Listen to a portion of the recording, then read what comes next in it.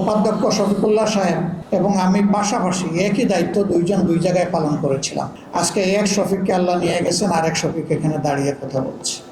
এখানে প্রতিষ্ঠানের চলমান ছাত্ররা বোধহয় খুব একটা নেই, যেহেতু প্রতিষ্ঠান বন্ধ। আমার কিছু কথা তাদের জন্য। প্রত্যেকটি ছাত্র হবে এক একজন যোদ্ধা। সমাজে যত বেশি ইমানদার এবং মুত্তাকি মানুষের সংখ্যা বাড়বে সকল স্তরে, সমাজ তত বেশি সুন্দর হবে। ঐতিহ্যবাহী দ্বীনি বিদ্যাপীঠ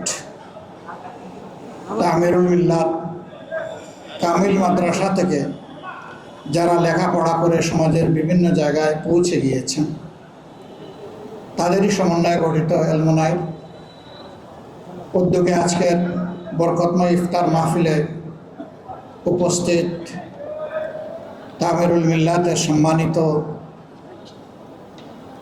অধ্যক্ষবৃন্দ, উস্তাদবৃন্দ, এলমনাইর সদস্যবৃন্দ,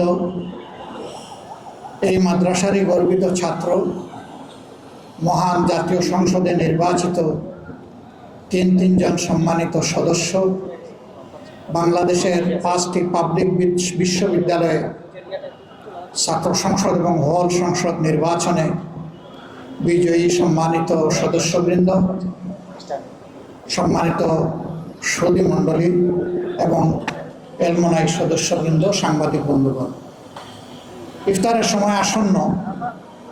আমি ঠিক সেই অর্থের কোনো বক্তব্য দেব না, শুধু আল্লাহ তাআলার শুকরিয়া আদায় করার জন্য এখানে দাঁড়িয়েছি।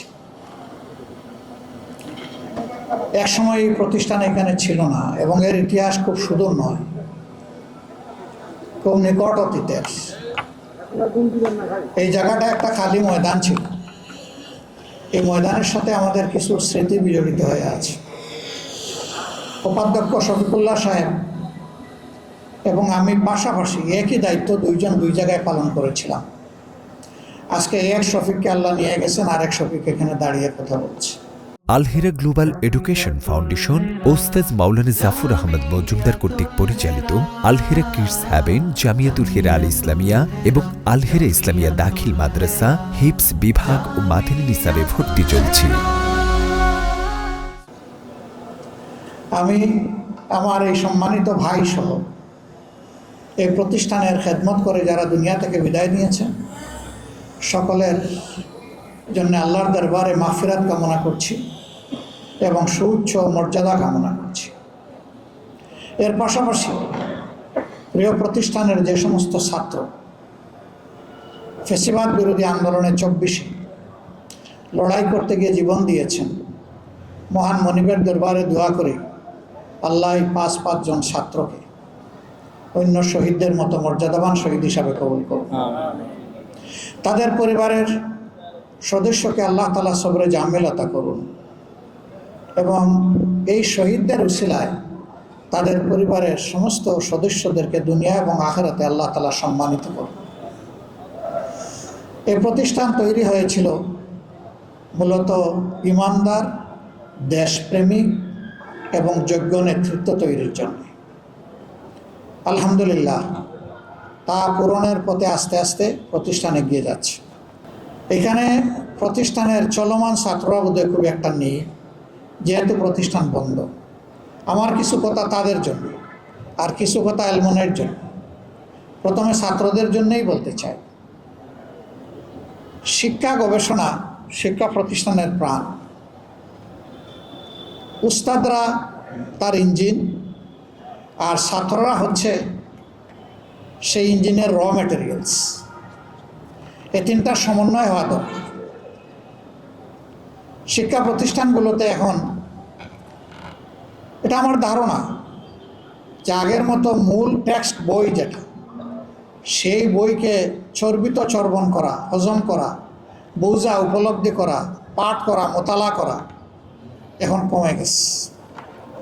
এখন সম্মানিত উস্তাদরা নিজের সন্তানের মতো ছাত্রদেরকে আগের উস্তাদদের চাইতে বেশি ভালোবাসেন বলে তারা সব কিছু কষ্ট করে নিজেরা তৈরি করে মুখে তুলে দিয়ে বলেন, বাবা একটু চিবাইয়া খায় এখন কষ্ট করে।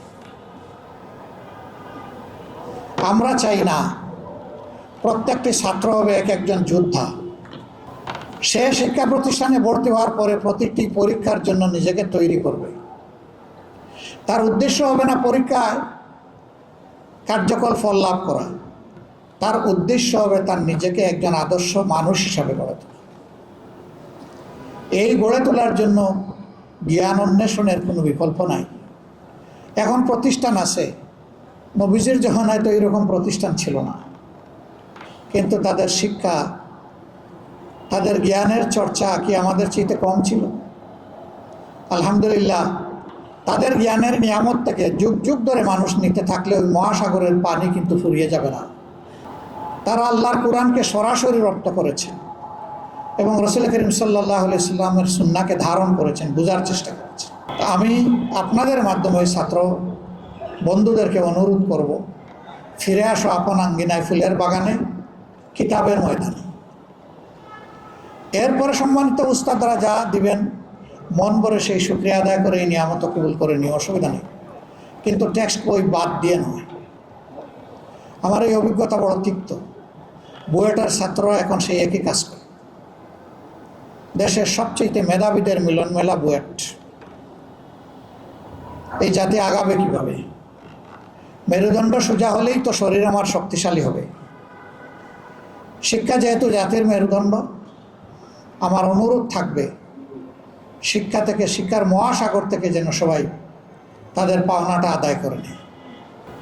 যারা একসময় এই প্রতিষ্ঠানের গর্বিত ছাত্র ছিলেন, আলহামদুলিল্লাহ, তারা হয়তো কেউ কেউ এখন এই প্রতিষ্ঠানের উস্তাদ, এরকম হাজার প্রতিষ্ঠানের উস্তাদ। সামাজিক বিভিন্ন গুরুদায়িত্ব তারা পালন করছেন, প্রশাসনিক দায়িত্ব পালন করছেন। যে যেখানেই থাকুন না কেন, ভুলে যাবেন না আপনাকে গড়ে দেওয়ার ঠিকানা ছিল এই প্রতিষ্ঠান। এই প্রতিষ্ঠানকে সবসময় অন্তরে রাখবেন, ভালোবাসবেন। এই প্রতিষ্ঠানের জন্য কিছু করতে পারেন কিনা ইতিবাচকভাবে চিন্তা করবেন।